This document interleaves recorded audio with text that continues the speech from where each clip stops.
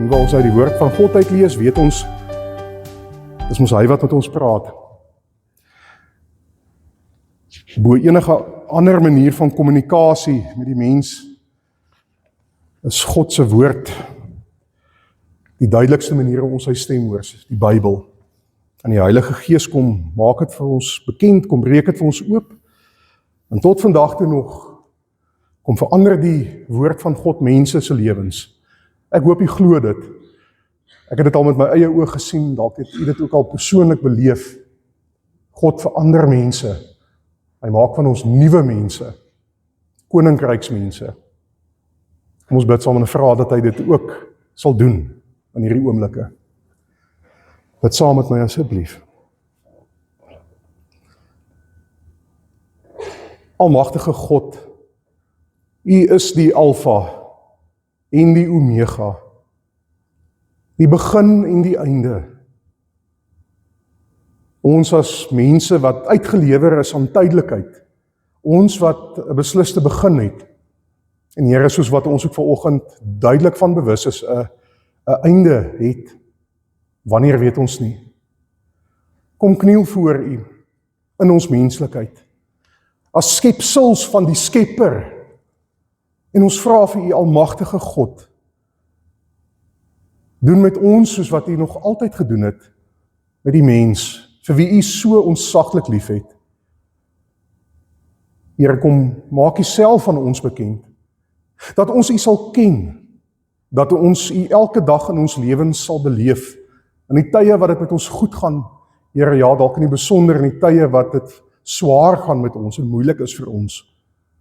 Die lewe hier op aarde is moeilik, Here. Dit moet ons weet, en ons weet dit. Maar Here, dit maak ons nie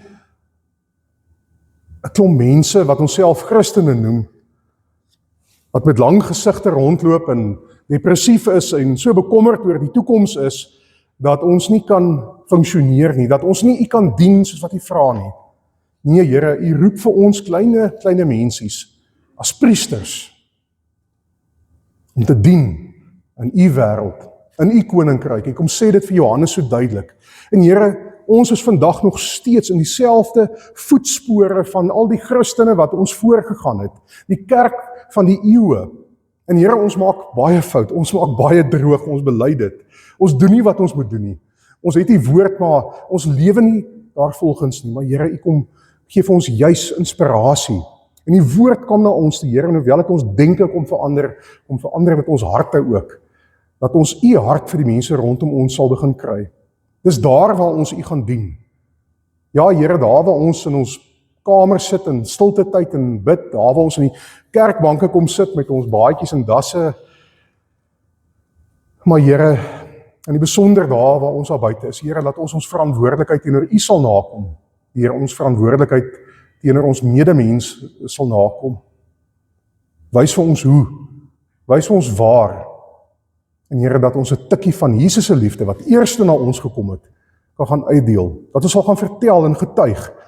En ons bid dit dan, Here, ook vir ons persoonlik, vir ons gesinne, ons kinders, jong mense, ons middeljarige mense, ons ou mense. Ons bid dit vir Wesgemeente, o Here.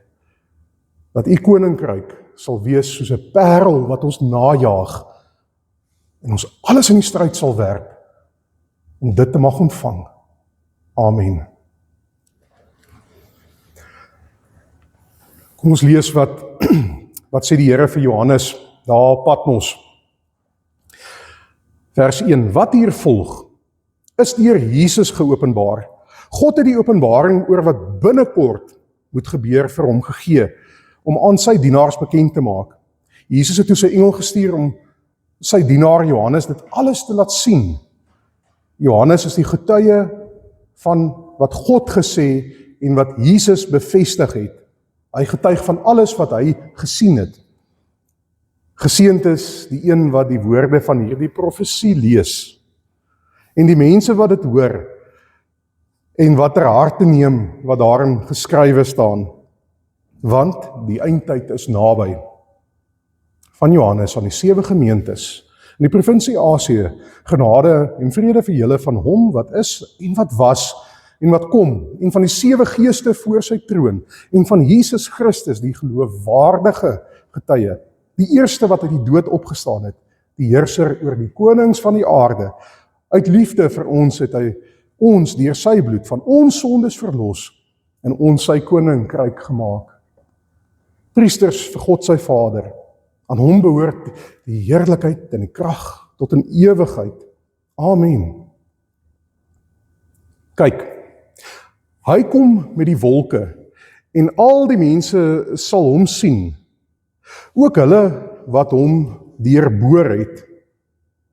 En al die volke van die aarde sal oor hom in selfverwyd weeklaag. Ja, dit is seker. Ek is die Alfa en die Omega, sê die Here God. Hy wat is en wat was en wat kom, die Almagtige. Ons skriflesing dan tot sover.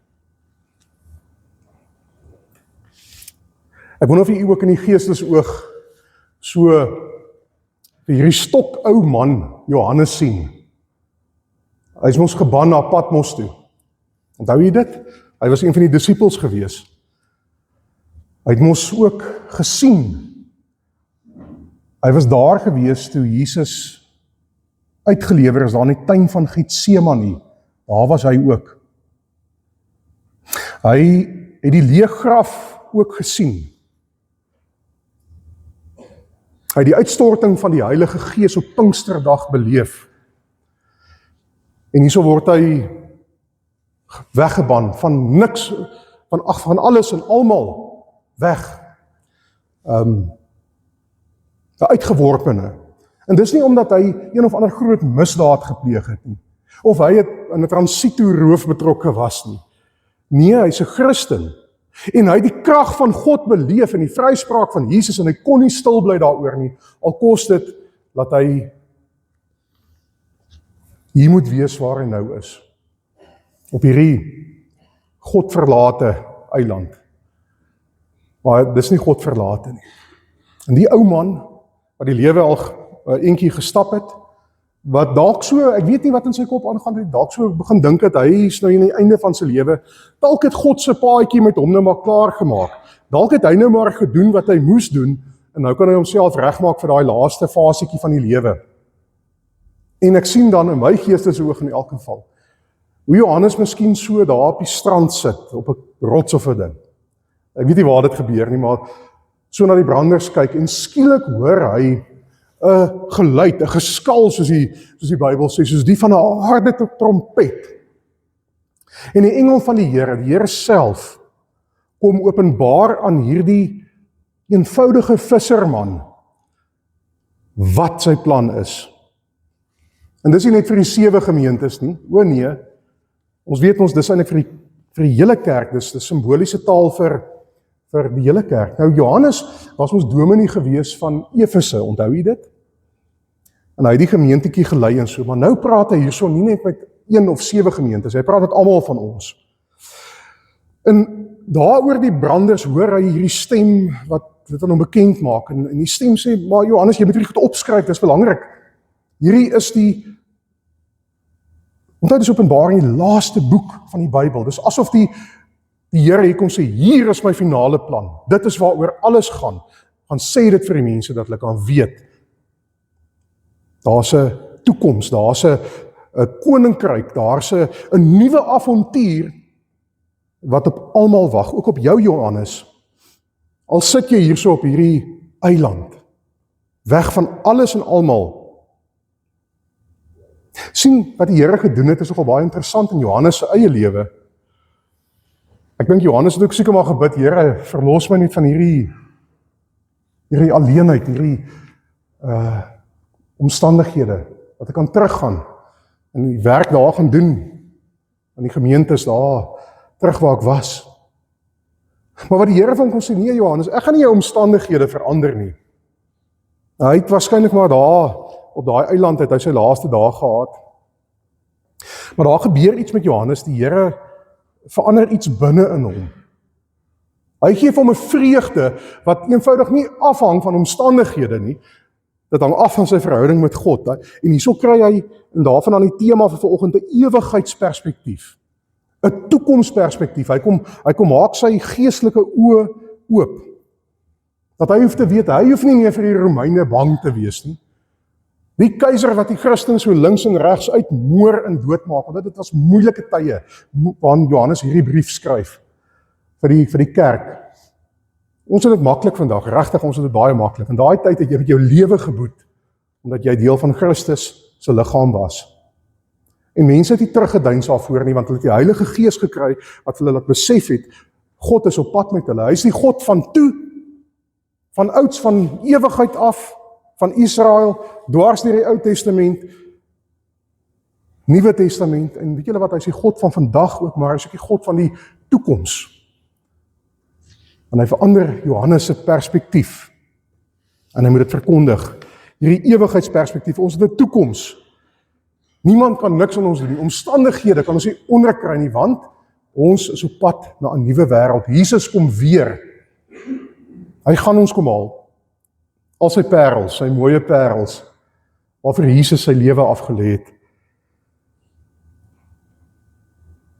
Dit klink goed en wel, en is interessant om Openbaring te lees, al baie Bybelstudies gedoen daaroor, navorsing, dit is hoogs simboliese taal, maar die boodskap van Openbaring is baie duidelik. God, wat die stryd begin het, wat namens ons in die stryd, die self gaan beklei, dat ons eintlik nie hoef te beklei nie, hy is ook die oorwinnaar. Die koninkryk wat al gekom het met Jesus se koms na die aarde, toe daar's 'n finale bevestiging van die koninkryk, daai dag, soos Openbaring sê, wat God self die trane van ons oë gaan afdroog, wanneer God by die mens gaan wees, waar hy die aarde gaan nuut maak, waar ons siele, dit wie ek en u is, wat die dag as ons doodgaan, die siel na God toe gaan, weer 'n liggaam sal kry. 'n Nuwe liggaam, soos Jesus, wat uit die dood opgestaan het, sal ons ook, sal hemel en aarde by mekaar kom. En die dinge van vroeër is verby, sê Openbaring.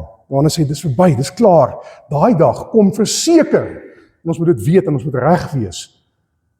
Ons kan nie net aan warra, soos heidene nie. Ons is ander mense, ons is nuwe mense. Maar word dit gesien?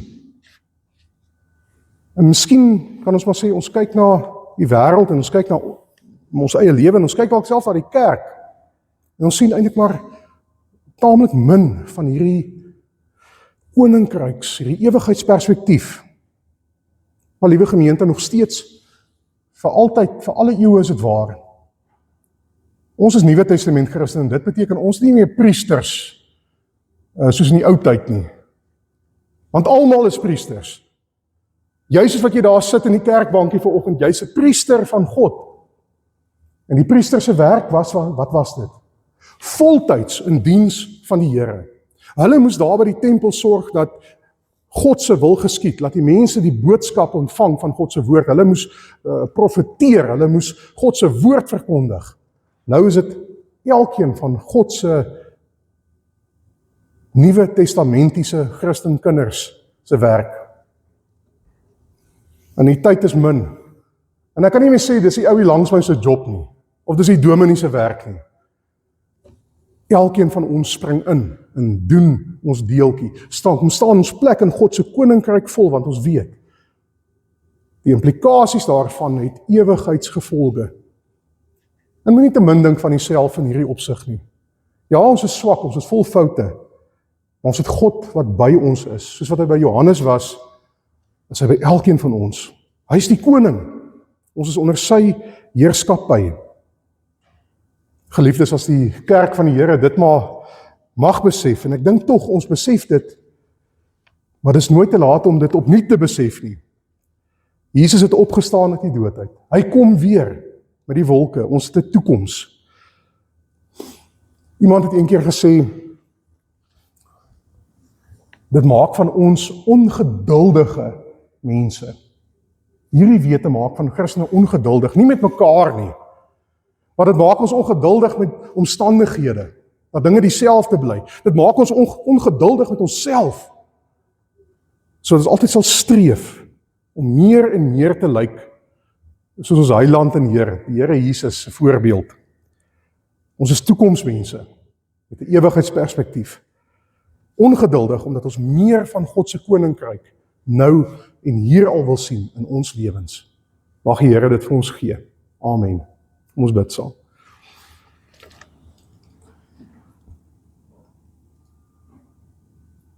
Vir die geskenk van die lewe, o gewer van lewe, dankie. Dankie dat ons hier kan wees. Here, die plan met elkeen van ons verskil tot 'n sekere mate, maar oorkoepelend bly u plan deur alle eeue dieselfde. Help dan vir ons om in te sien wat die plan is. U het hierdie wonderlike openbaring aan Johannes gegee. En Here, ons het vandag nog steeds die voorreg om hierdie openbaring te kan hoor. En dis nie 'n geheim nie. Dis daar vir enige iemand wat wil hoor. Vir enige iemand wat hierdie kosbare skat van u wil ontvang. Here, dankie dat ons lewens vir u kan gee. Dankie dat u lewe vir ons gegee het. Dankie dat ons 'n toekoms het in u. Here, ons is nie meer bang vir enige iets of enige iemand in hierdie wêreld nie. Help vir ons om nie in die nagte rond te rol en wakker te lê oor goed waaroor ons dalk geen beheer het nie. Help vir ons om totaliteit oor te gee aan u. Dat ons goeie priesters sal wees vir u, ons koning. U is in elk geval in beheer, Here. U is die Almagtige, die een wat was en wat is en wat kom. Here, kom maak u teenwoordigheid ook in ons lewens, hier en nou, 'n realiteit. Ons bid dit in Jesus se naam. Amen.